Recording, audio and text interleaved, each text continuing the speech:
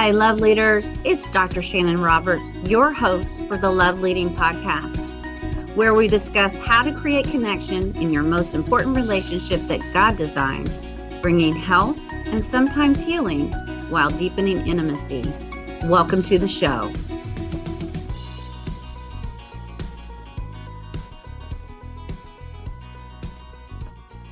Hello, welcome to the Love Leading Podcast. Hi, I am Dr. Shanon Roberts. I'm the host. We are in the very middle of our Naked and Exposed series, episode 8. We're in part 2 from last week's session. So if you missed some of the description of the catch method, you're going to want to go back and listen to those first 7 steps that I went through. I wanted to reserve a conversation for today on one of the steps in this catch method. Ideally, if we can come to each other in vulnerable, soft protest, hoping that our partner is going to move towards our protest in ways that can de-escalate, find work-throughs, reconnection points. Those are the 7 steps that we are hopeful that we can eventually work through. But let's be honest, a lot of times when we're in our emotional flooding, when we're in our escalated protests, it gets to be somewhat prickly. If you're a ramper-upper, then sometimes that escalation of emotions or tone or word choice is not conducive a lot of times to invite our partners towards us, to want us to enter into that rational place that sometimes we're not in our front brains. If we're a flight or a flee kind of presentation, we're shut down and we're protesting in prickly kind of ways that are not conducive to open discussion or for our partner to really explore with curious questions, because we're either moved away or we're shut down. And so those are those prickly protest moments that, what do we do in those circumstances, Dr. Shanon, when it doesn't go in the manner where it's a soft protest and our partner's moving towards entering into a place where they can validate, where they can empathize, where they can ask questions that will bring us to a place of problem solving or reassurance, or to have a reconnection point.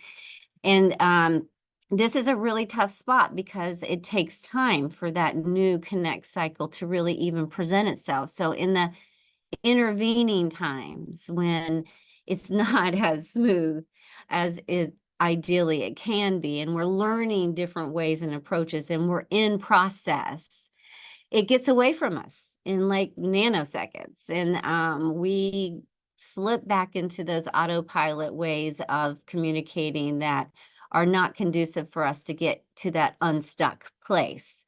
And we're in the process of rewiring those rigid, chronic, habituated cycles of communication.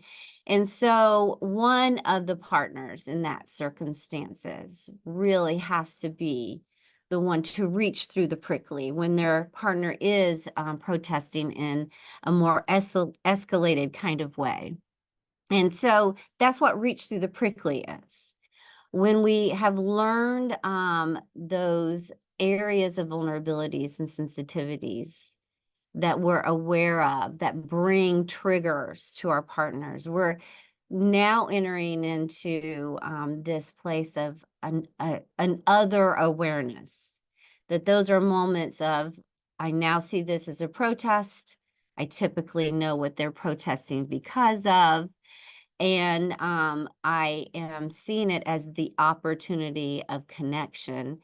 As we've discussed in these prior episodes, then I'm asking one of those partners to respond with that other awareness, that new paradigm, that new lens of understanding.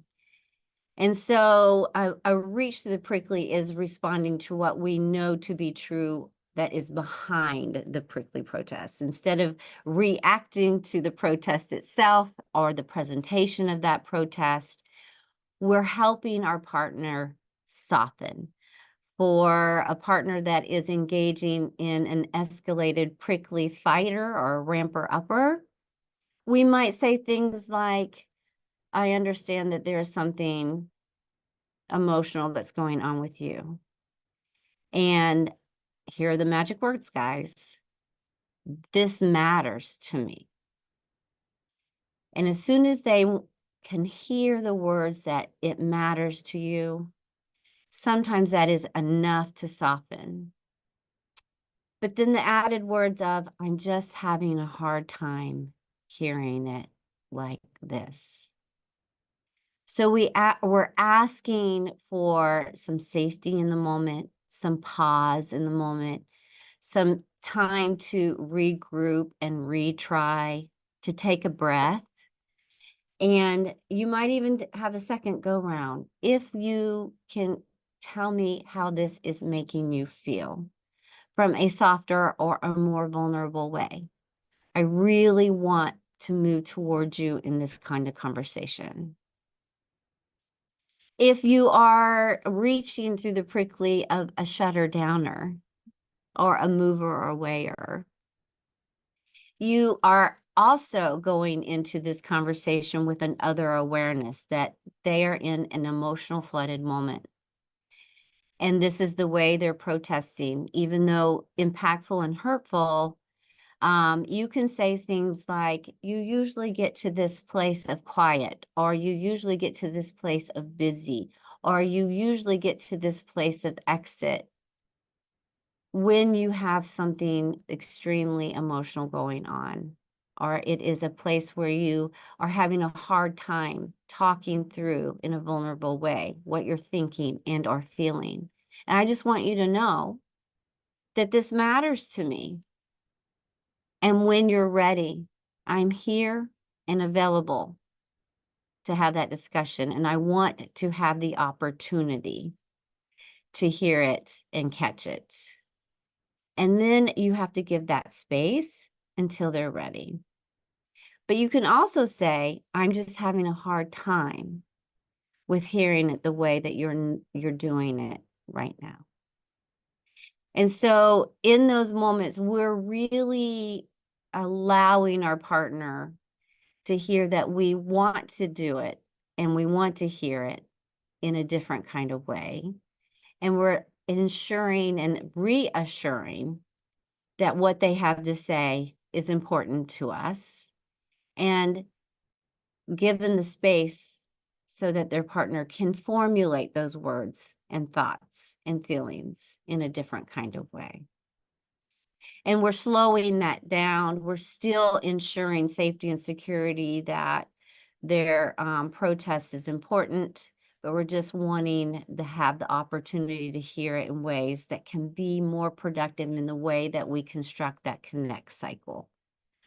And so that is why I left this not only for a episode in and of itself, one, to let you know that it is going to happen. It's not going to always be perfect, but there are ways and approaches that we can slow that old cycle down to ensure to our partner that what they have to say and think is important, that sometimes that presentation is the problematic piece here. And that if we can navigate that differently, that you are available and that you care and that it matters to you. Using the magic words, this matters to me, you matter to me, is presenting a safety and security, that you aren't seeing them for their behavior in that moment as much as you're trying to see them for a place of challenge and difficulty emotionally, and that matters to you. So this is a short episode. Please go back and re-review the other catch steps. And this is the step that you can do to help navigate it, getting it back on the ideal path for you to be able to navigate it in a different kind of way. And the goal, obviously, is not perfection, but progress. That hopefully when you are able to see that, we're in that cycle, I want to take the high road. I want to see that we're going to tackle the cycle differently together. I'm going to give space to get it back on a good path. that there are progressively better steps, that maybe those old cycles won't happen as frequently over time, that when they do, maybe it won't take as long to navigate out over time, and it won't feel as so emotionally devastating or intense in order to address it over time. I'm giving you the hope that if you continue to navigate this progressively, that it does get better. And that if it gets away from you, rather than strike that one up, that one is behind us, I would challenge you that in a more calm time, for one of you to say, hey, can we revisit that? Can we have a do-over? Can we use it as a practice point to do it differently? That you circle back around, and rather than leaving it undone in the manner that it was done, that you take a second and sometimes a third stab at it so that you can get a few successes under your belt, so that it can shift and change the way that you perceive the process, and that you can have a reference point of success eventually. I'm going to encourage you. I know a lot of couples will look at me like, wait, what? In a calm moment, you want us to bring back up that triggering event or that triggering conversation so that we revisit it? I'm saying yes. I'm saying absolutely yes, that one, it's not as emotional as the first trigger. Yes, maybe sometimes when you get back into it, it can seem as if you're re-triggering it. But I promise you, when you begin practicing these, when you say, we're not going to settle for same old, that we are going to stab at this until we get success, that it's going to require a lot of courage to go back in and revisit old conversations so that you can get the experiential shift of having come through it differently with a different kind of outcome of resolve, reconnection, or healing. So take the challenge, revisit if it gets away, use your magic words, see if you can help calm or slow down the situation as it's occurring. If you see it before it gets away from you, be that high road partner to understand this was a hard moment. We can get to the bottom of it if I just enter in the conversation with a different idea and understanding that my partner is in a place of emotional dysregulation, and I can help soothe it rather than activate the cycle and participate in it in the old framework. This is Dr. Shanon with your Love Leading podcast, and we're going to move on as we then talk through the next episode of rebuilding our renewal systems next week. We'll see you then.